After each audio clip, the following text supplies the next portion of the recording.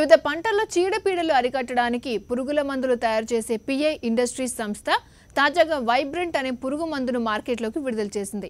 భారతదేశంలోని మొదటిసారి పశ్చిమ గోదావరి జిల్లా భీమవరంలో ఈ ఉత్పత్తిని ఆవిష్కరిస్తున్నామని కంపెనీ ప్రతినిధులు తెలిపారు. జపాన్ టెక్నాలజీతో ఇది తయారైందని, వరిలో మొవ్వు పురుగు, ఆకుముడతలతో పాటు పలు తెగుళ్లను అరికడుతుందని వారు స్పష్టం చేశారు. వైబ్రెంట్ విడుదల కార్యక్రమానికి agri business head RD Kapoor ముఖ్య అతిథిగా హాజరయ్యి ఉత్పత్తిని ఆవిష్కరించారు.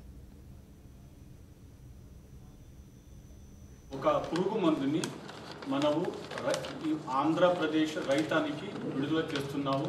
అది భీమవరం ప్రాంతాలకి చేస్తున్నాము ఈ సంవత్సరం.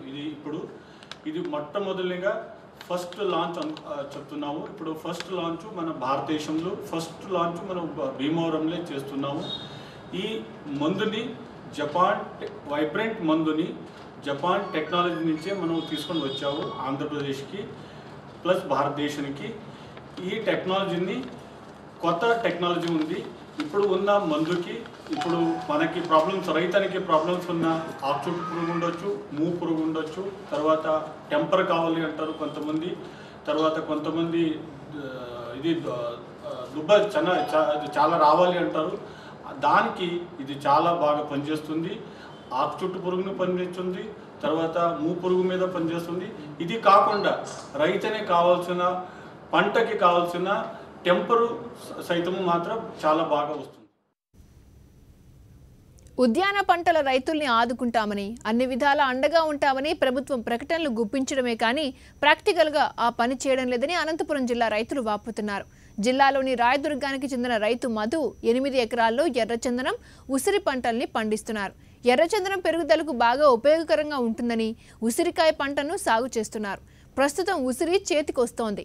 అయితే ఈ పంటకు మార్కెట్ సరిగా లేదని, ఎవరూ పెద్దగా కొనడం లేదని, కిలో 10-12 రూపాయలకు అమ్ముడుపోతోందని ఆయన ఆవేదన చెందుతున్నారు. ఉద్యాన శాఖ అధికారులు అండగా ఉంటేనే ఇలాంటి పంటల్ని మార్కెట్ చేసుకోగలమని ఆయన అంటున్నారు. కరువు నేలపైన ఎలాగోలా కష్టపడి పంటలు పండిస్తే వాటికి మార్కెట్ లేకపోవడంపై శోచనీయమని ఆ ప్రాంతానికి చెందిన పలువురు రైతులు వాపోతున్నారు. ఉసిరి పంట ప్రత్యేకంగా ఆశ్వీజం కార్తీక మాసాల్లో మాత్రమే వస్తుంది. దీనివల్ల మార్కెట్లో దీనివల్ల ఉపయోగం ఎక్కువగా ఉన్నప్పటికీ దీన్ని ఉపయోగించే వాళ్ళు తక్కువ. కేవలం దీపావళి, కార్తీక మాసంలో దీపాలు పెట్టడం కోసము, ఊరగాయ కోసం మాత్రమే వాడతారు. దీనికి ఆయుర్వేదంగా, మెడిసిన్గా వాడితే మనిషికి అనంతమైనటువంటి కాల్షియంను ప్రపోజ్ చేసే శక్తి, గుణాలు దీనికి ఉన్నాయి. తర్వాత ప్రభుత్వం దీని మీద చర్యలు తీసుకొని ఉసిరి చెట్లు కానీ పండ్ల పెంపకానికి తగిన ప్రోత్సాహము ఇస్తే రైతాంగము ముందుకు పోవడానికి బాగుంటుంది.